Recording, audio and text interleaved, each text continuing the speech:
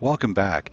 We've done some chatter now in Moonrise and met vendors, and it's time to do a little bit of exploration. So we're going to add Lae'zel back to our group.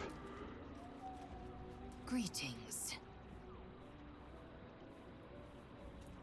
And The party's full. You'll need to make room. we'll go ahead and have her take Asterian's place. Well chosen. We have this strength potion that we picked up from Asterian, and so we can decide who we want to give that to at any point in time. It will continue working. We could even retrain our main character here to take advantage of it, similar to what we could do with Auntie Ethel's hair. For right now, I'm not going to really worry about it too much. So we're going to take Lae'zel and head to Moonrise Towers.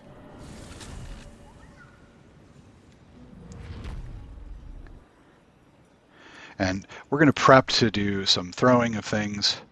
So we're going to want to swap out the armor that we're wearing. So we have been wearing this adamantine plate armor, and we're going to want to put on the mighty cloth, which is going to give us advantage. It's also going to increase our strength score. So if we take a look, our strength is now 20, which is strong enough to throw stuff. If we drink the potion, it would even go up to 22. The rest of the gear doesn't matter too much. We want bonuses to athletics, right? So we've got that. We're going to take off the strange conduit ring. We're going to take off the ring of flinging. We're going to take off Crimere's locket, and we're going to equip instead the silver pendant. And we want to find our shifter ring. And we've got so many rings that we've accumulated here, it can take me a little while to sort through them all.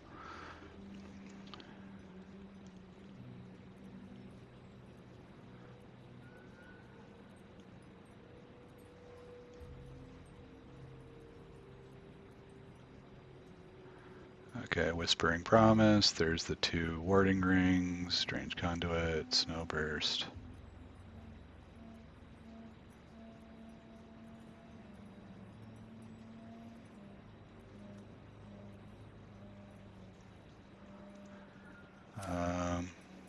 Is Asterian wearing it, perhaps?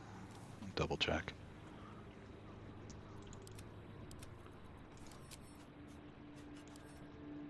He is. Okay, so we'll send the Shapeshifter's Boon Ring to Lae'zel.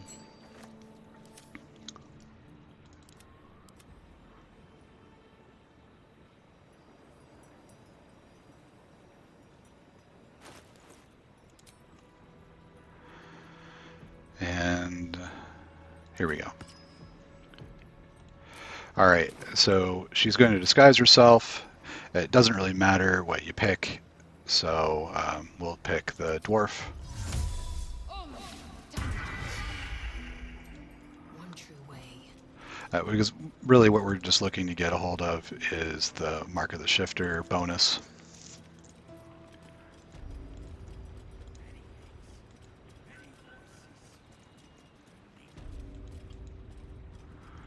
And we're going to grab our Alfira as well. There's one small fight that we're going to need to do before we get totally underway.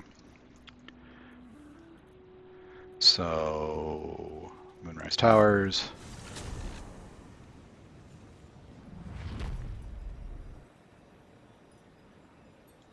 Time to press ahead.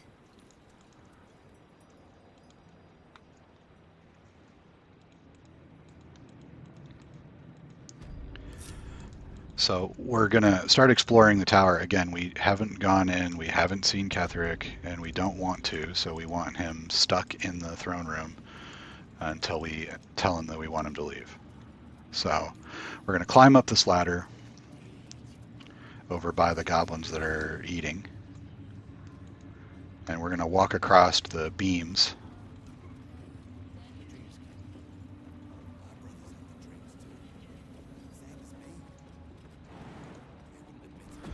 And jump onto this other section. come over here. We can kind of see into the room. And we're going to jump over that section as well. And we're going to climb these roots that go up.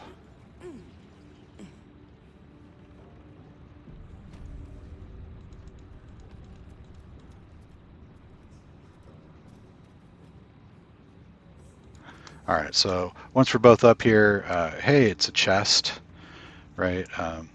Since we've already gotten our shifter bonus, we don't need that anymore.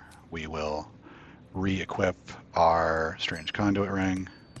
We will give ourselves the ring of flinging. Cast guidance. And we'll poke this chest and see what happens. And look at that, it's a mimic. So we're going to pull out our lightning jabber and give it a throw. You see we're doing a whole bunch of different damage types. It still takes half damage though.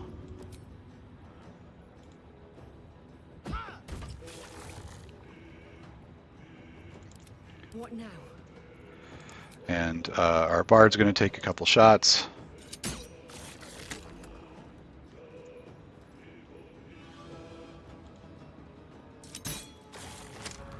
And if we wanted a little more accuracy, we could have put the risky ring on. This would have been a good combat for that, but I didn't think about it. These things are pretty slow. So we're going to try and make it eat up its action by moving. And it's got an attack of opportunity. They're really, really hard to shove. So if we take a look at this, give it a shot, poof, look at that. And then we'll start throwing again.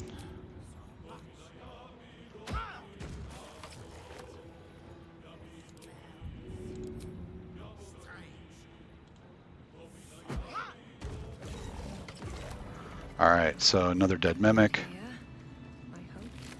And take a look in here. We got an elixir of bloodlust. That's fantastic. We've got this amulet that when we deal damage with a ranged spell attack, we inflict reverberation. This is something that we can give to Will. He's the guy that we have that usually does ranged damage with agonizing blast attached. And so we're going to pocket that. It still won't be worth trying to inflict reverberation while running around. So we look in here, we've got a bunch of locked doors. For right now, we're not concerned with exploring this level. We're going to step out and take a look at this overlooking throne. And nothing in there. All right, so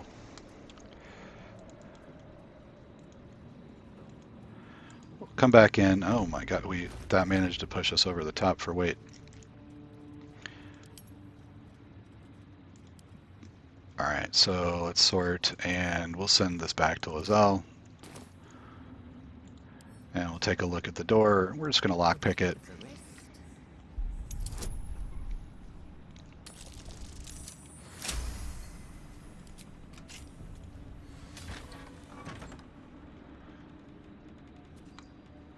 And this is Kethric's chamber.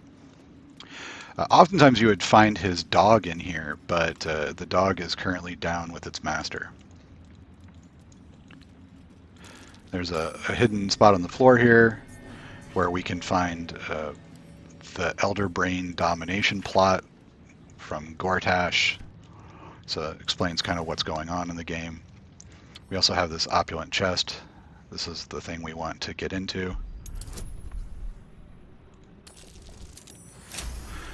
And an important note here is, so this, we're going to get a cloak, but this note is a note that will generate an inspiration for us, but it's also required for what we want to do when we encounter Ketheric. So in spite of the fact that it's going to be wasted, I'm going to go ahead and read it right now just so that we don't forget. In your game, if you want to remember to do it, that's completely fine. But I'm going to read it. And this is a note from his wife. Sounds like she loved him very much. Okay, so that's something that's necessary for what we want to do when we fight Ketheric. We'll come over to this door, and we see there's a lever to open it, so we'll just go ahead and click that. And there's some chests and stuff in here. Sometimes there's valuable things in, sometimes not. We could put on some absolute outfits if that was something that we were interested in seeing. And we're going to come out onto this balcony. And what we'd like to do is to jump up to this platform. And then we're going to climb this ladder, which looks like roots. I'm not sure why they get labeled. And we're going to jump over onto this platform. And I've had some odd luck with the other characters following correctly on this one jump. They'll sometimes just fall down. So I'll split the party and do that jump manually.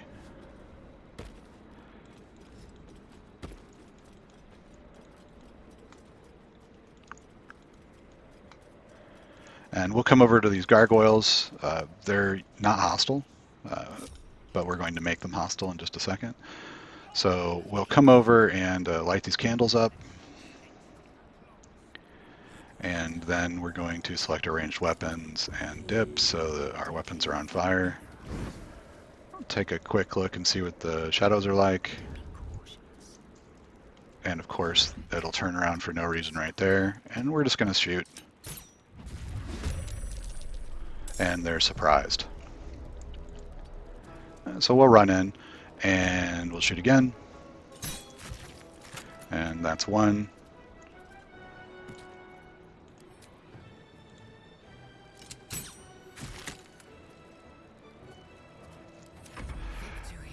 And we'll have Lae'zel run in.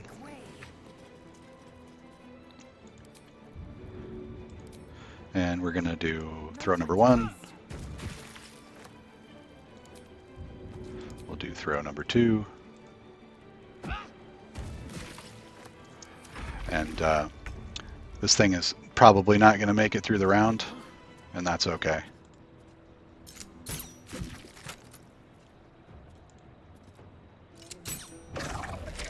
Okay, so there's a couple things about here.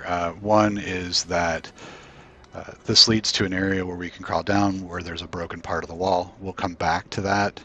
For right now, what we want to do is come up to the second floor. So we are able to get to the top of the tower from here. And right now, Ketheric is not there. So that is the situation that we want to find ourselves in.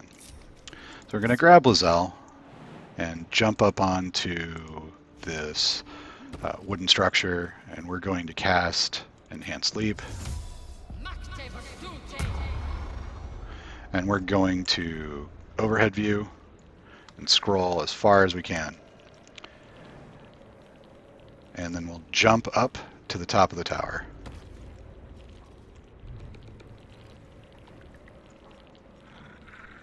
And over here is where we want to be, looking down over where we just shot these winged horrors. And so we're going to cast Minor Illusion, and we're going to start getting these enemies to come over and stand over here. And we'll cast Guidance, and then Minor Illusion.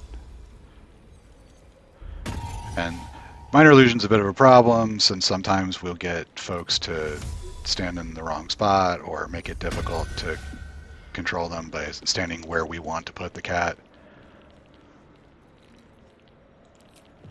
And again. And that's good enough for us. So we'll go ahead and enter turn-based mode. And we're going to run over to this edge. So the first thing that we want to do is we want to get rid of Susdera. So we're going to select throw. And we're just going to throw her way down here near the dead winged horrors. And you can see that she doesn't make it. So the rest of these guys, for whatever reason, don't get upset about that. So we're going to throw the next one.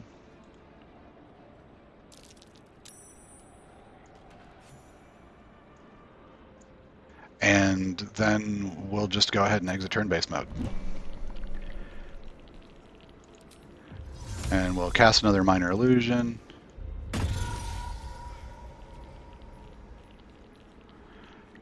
And see if we can't detract a couple more. And we'll pause time just to make it easy to target them.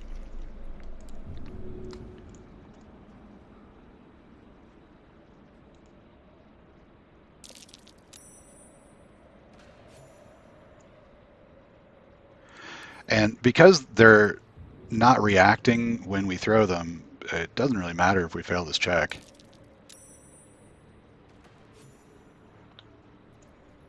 And we'll exit turn-based mode. So now our goal is to just use minor illusion to herd the ones that are walking around. You see there's quite a few of these guys up here.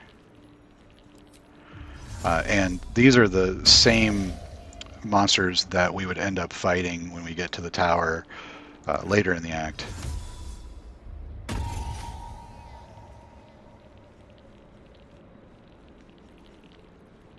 So by getting rid of them now, we don't have to fight them later.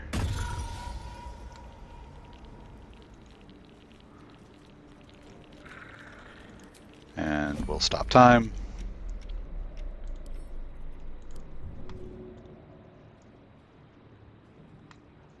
And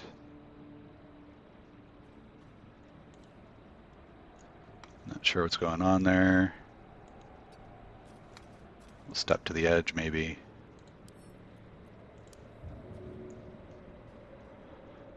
And throw number one.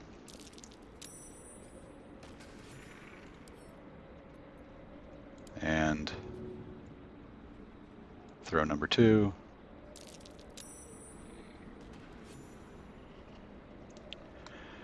And we'll exit turn-based mode. And we'll see if we can't grab a couple more.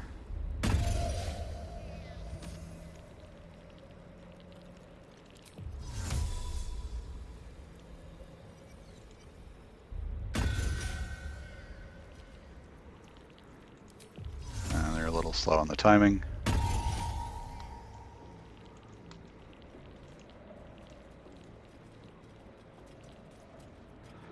And again, this is tedious, but not difficult.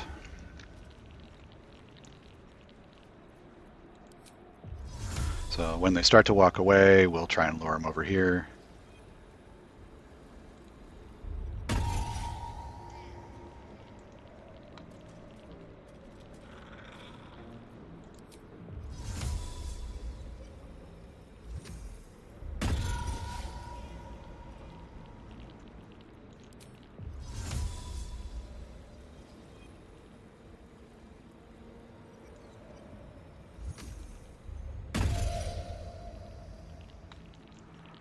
And as soon as they kind of get close to the edge, and they stopped a little shy, so we'll do it again.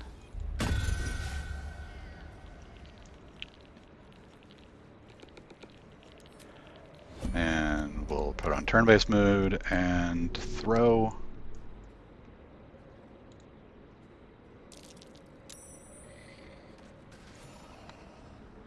And we're even collecting a little bit of experience here, so.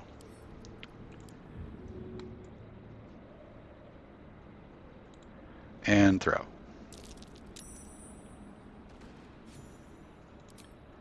And let's see how many of these guys we've got left.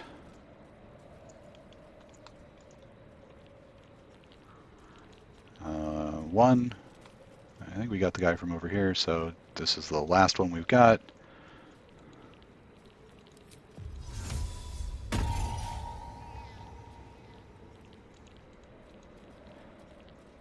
Again, tedious, but not dangerous. Unless... Come on, buddy. Come back.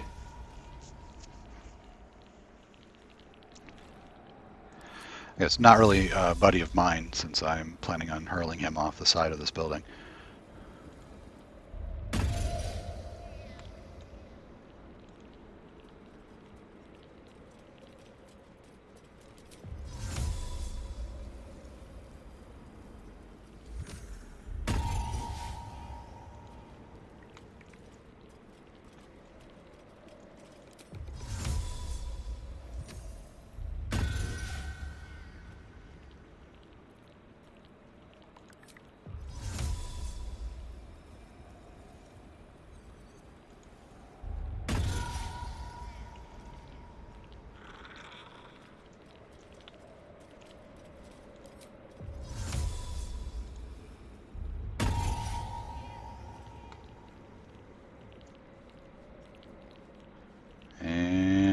stop time.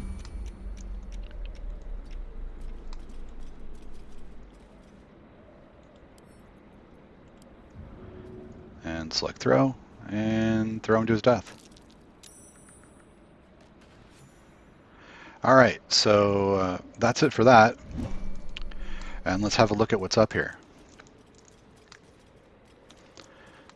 So, great big symbol of Merkel. Worth examining. We've got a scroll, some just random flask, book, some bottles, a note from Gortash. So we are pretty sure at this point in time that Ketheric and Gortash are in cahoots. And let's see how difficult this is to lockpick. Lae'zel's not particularly good at lockpicking. We could, if we want to. She has a special bonus, which I've not used so far, this astral knowledge, where she can pick up skills based on a stat. So we can go ahead and use that if we want. That's sticky, though. So we can try again with these tools, and this time add guidance. Guess not. All right, so anyway, we unlock this chest, and we find that it's got a ring in it for necromancy. So that's about all there is up here. There's some boxes and stuff, but that's about it. So we'll run back. If we were to go through this door, that's going to take us in to where we would ordinarily first encounter Israel, or encounter Israel at the door, as well as another assistant. So we'll come back over here where we jumped up and cast Featherfall and jump back down. As I was taught. All right, so one floor of Moonrise has now been cleared. And if we look and see what she's got a key to the chest that was up there, and a kind of a useless mace, and then these guys don't have anything really interesting. So that's about it for this level. We're actually going to go back and waypoint down to Moonrise Towers to go back in the bottom. So from here, we're going to go and explore the basement and docks before we actually go encounter Ketheric. So I will catch you in the next video. Thanks for watching. Bye.